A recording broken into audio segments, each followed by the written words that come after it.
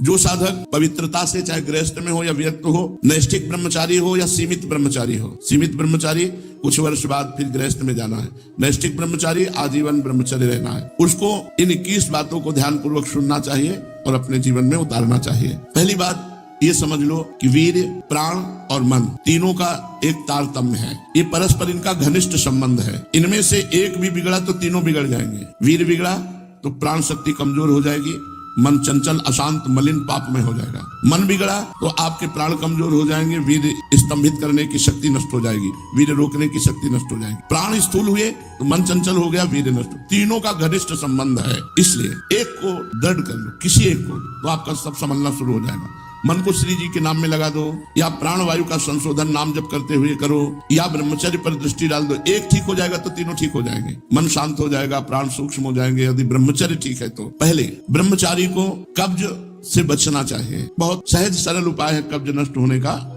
इसका हमने वर्षों प्रयोग किया है। वो छोटी हर पीस लीजिए, मिक्सी में पीस लीजिए या सिलबट्टा से पीस लीजिए, सहज पीस जाती है। उसको एक डिब्बे में रख लीजिए और ईसबगोल की भूसी, एक कटोरी में 2 चम्मच ईसबगोल की भूसी डालिए और 1 चम्मच या 1.5 चम्मच छोटी हर डालिए। दोनों को मिला दीजिए और पाउडर ऐसे थोड़ा मुंह में डालिए और दूध से ऐसे ऐसे करके फिर लीजिए, फिर डाल लीजिए। 2 बार में, 3 बार में, 1 बार में, जितने में आप आ जाए। और 250 ग्राम दूध, ज्यादा दूध नहीं, 250-300 ग्राम दूध ले लीजिए और इसको 1 हफ्ता लेते रहिए। अपने आप आंतों को सही करके कब्जियत नहीं होने पाएगी। मल अवरुद्ध होना ही ब्रह्मचर्य के स्तंभित करने में बहुत परेशानी हो जाएगी, क्योंकि वो गर्म और बहुत विकार युक्त होता है।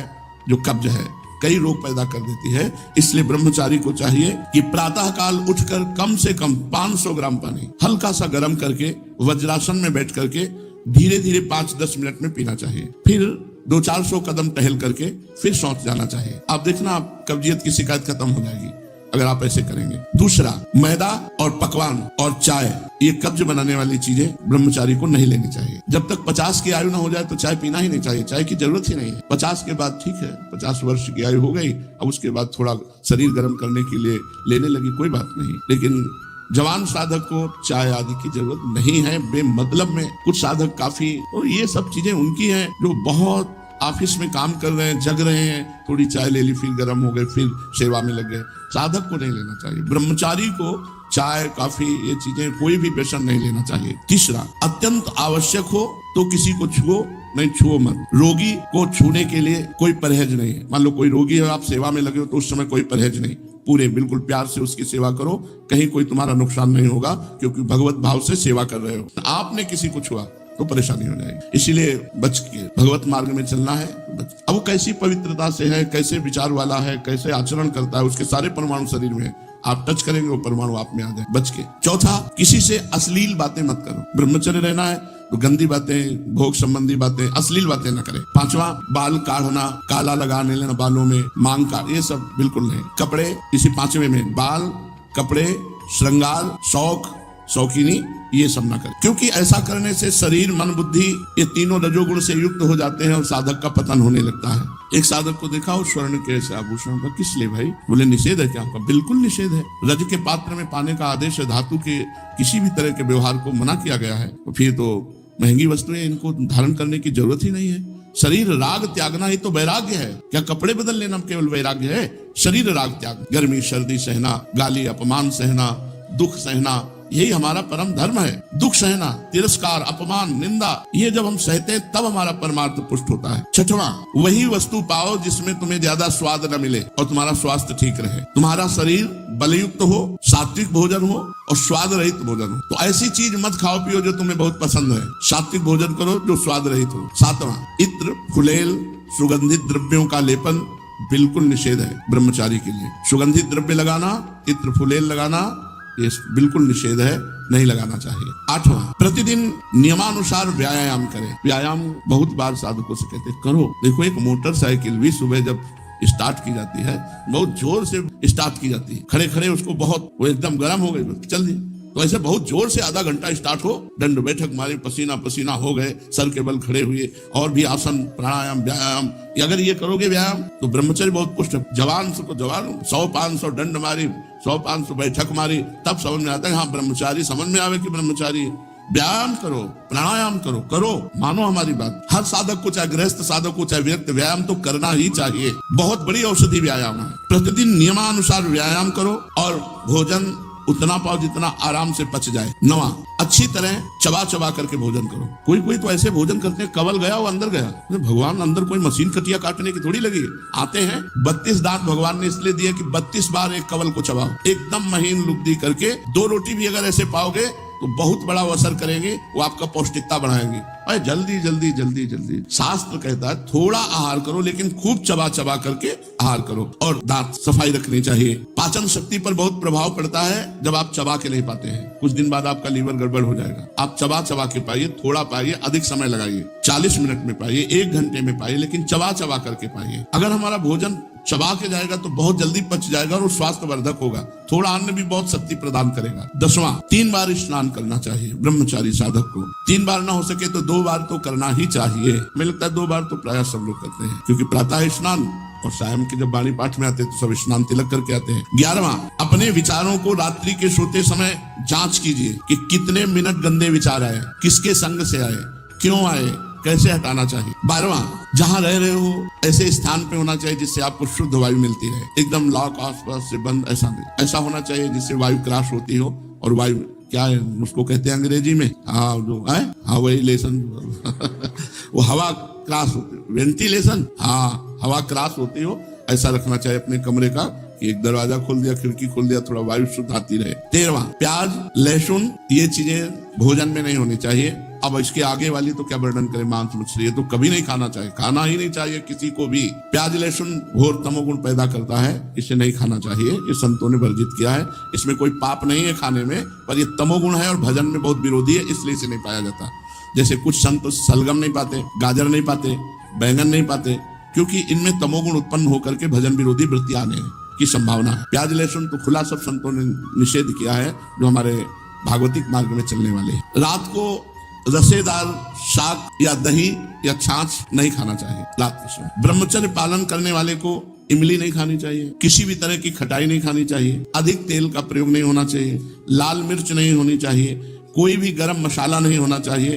अरे बहुत बड़ा व्रत है ब्रह्मचर्य। ये अत्यंत आवश्यक है कि रात्रि में यदि आप दूध लें तो ना ठंडा होना चाहिए ना गर्म होना चाहिए, बस ऐसे कोश आया होगा हल्का सा गर्म, और उसे पी के 30 मिनट टहलना चाहिए, तब शयन करना चाहिए। दूध पी के 30 मिनट टहलना चाहिए। 14वां, दोपहर के समय भोजन के बाद चाहे 15 मिनट ही विश्राम करना चाहिए। वैसे वर्णन है 16 दाई करवट, 32 श्वास सीधे और 64 बाई करवट, इतने में 15 मिनट हो जाएगा, या कम में भी हो सकता है। कम से कम भोजन के बाद 15 मिनट तो विश्राम करना ही चाहिए मध्याह्न में।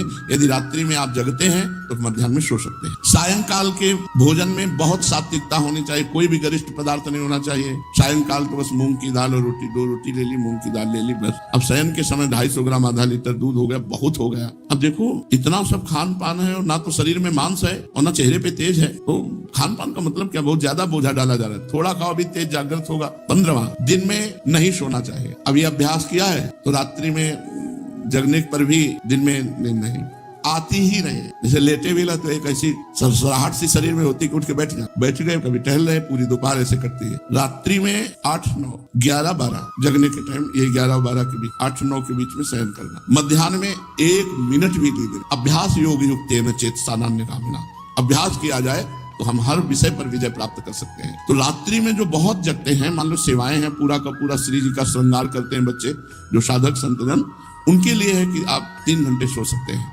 रात्रि में बिल्कुल शयन नहीं हुआ तो दिन में आप आराम कर सकते हैं, सो सकते हैं। और जिनको रात्रि में 4 घंटे सोने को मिला, 5 घंटे, वो 15 मिनट विश्राम करके बस बैठ जाओ, इतना भोजन पाओ, 15 मिनट विश्राम किया, 16 श्वासें दाहिनी करवट, 32 श्वासें शवासन में सीधे और 64 श्वासें बाएं करवट में, इतने में आपका शास्त्रीय सिद्धांत से विश्राम मध्याह्न का हो जाएगा। 16वां, भोजन के पहले लघु शंका कीजिए, अच्छे से हाथ धोइए, पैर धोइए, हाथ धोइए, कुल्ला कीजिए, तब भोजन पाने जाइए। भोजन के तुरंत बाद लघु शंका कीजिए, इससे आपके शरीर में कभी गर्मी नहीं चढ़ेगी, पित्त नहीं बढ़ेगा, कब्ज नहीं बनेगी। और शयन करने के पहले लघु शंका करके फिर आप जाइए, जनेंद्रिय को शीतल जल से प्रक्षालित कीजिए। 17वां, 64 श्वासें बाएं करवट के बाद, अगर आपको रात्रि में सोना है तो फिर दाईं करवट में तुरंत हो जाइए। बायां स्वर शीतल नाड़ी चलेगी, चंद्र नाड़ी, इससे आपको स्वप्न दोष नहीं होगा। आप देख लीजिए ऐसा करके 16 श्वासें दाईं करवट, 32 शवासन 64 बाई, अब सोना है आपको तो तुरंत फिर दाई करवट हो जाइए और दाई करवट सोने का अभ्यास कीजिए। जो 18वां, रात्रि में पहली नींद के बाद जहां नींद खुल जाए दोबारा मत सोइए, बैठ जाइए आप और जप कीजिए, भजन का अभ्यास कीजिए। ये जीवन भर रही है वाणी हमारे साथ, तो यही अभ्यास पूज्य पादुड़िया बाबा की आज्ञा से यही अभ्यास, आज भी यही अभ्यास भगवत कृपा से है। तो इसीलिए 11 से 12 का जितने में नींद खुली, बस जहां घड़ी पे दृष्टि पड़ी 11 के ऊपर, तो बस फिर बैठ, बराबर तो बैठ नहीं सकते घंटा 2 घंटा, तो फिर थोड़ा 4 कदम टहले, फिर बैठ गए। ये लड़ाई है, लड़ाई है, नींद से लड़ना, भोजन से लड़ना, काम क्रोध से लड़ना, भगवान के लिए हम इन सब सुखों का त्याग करते हैं जो लौकिक सुख है। रात्रि में निद्रा भंग हो जाने पर साधक को पुनः नहीं सोना चाहिए, नहीं तो स्वप्न दोष होने की संभावना है। साधक को चाहिए समाचार न सुने, टीवी न देखे, कोई सीरियल न देखे, अश्लील पुस्तकें न पढ़े, ये नहीं कर, साधक को नहीं। हमें सब कुछ भूलकर अपने प्रभु की याद में डूबना, चाहे गृहस्थ हो चाहे विरक्त हो। 20 किसी भी तरह का मनोरंजन न करें। कई प्रकार के सांसारिक खेल हैं, मनोरंजन न करें। मनोरंजन करने से सांसारिकता बढ़ती है, भजन की गंभीरता नष्ट हो जाती है। यदि आपको समय ऐसा है कि हमारे पास समय है 1 घंटा हम समय, तो आप कोई फुलवाड़ी लगा लीजिए, अगर जगह है उसको सींचिए, आप श्री जी के लिए जो वाटिका है उसकी सेवा कीजिए, सोनी लगा दीजिए, पोछा लगा दीजिए, दीवालों को साफ, मतलब किसी क्रिया में लग जाइए, मनोरंजन मत कीजिए। 21वां, किसी की निंदा मत कीजिए, किसी की समीक्षा मत कीजिए, ब्रह्मचारी है कि नहीं, और किसी भी सांसारिक उत्सव में सम्मिलित नहीं होना चाहिए। श्राद्ध है, पितृ तर्पण है, ब्याह है, पार्टी है, किसी भी तरह के इसमें नहीं सम्मिलित नहीं होना चाहिए। हमें सम्मिलित होना है भगवत भक्तों की, जहां लीला कथा हो रही भगवान की, उस सभा में, हमें सांसारिक संबंधों की सभाओं में नहीं। लो बाबा निमंत्रण है, आप आ जाइए ब्याह में, किसी के भी ब्याह में सम्मिलित होना, पार्टी में सम्मिलित होना, मुंडन के उत्सव में सम्मिलित होना, पितृ तर्पण आदि के, श्राद्ध आदि के, किसी में भी नहीं, किसी भी ऐसे उत्सवों में सम्मिलित नहीं होना जिनका संबंध संसारिक क्रियाओं से है। ब्रह्मचारी उपासक को चाहिए कि बस केवल भगवत भक्तों की जहां मंडली है, भगवत चर्चा है, रसिक मंडली में या तन को नीके ढंग लगाओ, क्योंकि वहां आपकी वासनाएं नष्ट होंगी और भगवत आराधना होगी। पार्टियों में जाओगे लोग ऐसे वैसे, रजोगुणी कपड़े, रजोगुणी भोजन, तुम्हारा बुद्धि चलायमान हो जाए। क्या हुआ, रसेंद्री का ही तो स्वाद है। अरे मारो घाटी नीचे माटी, बस ऐसे 2 अंगुल जीभ का स्वाद है, यहां से गया खत्म, नरक। तुरंत उल्टी करो तो गंदा, और 6 घंटे रुक जाए तो गंदा ही गंदा।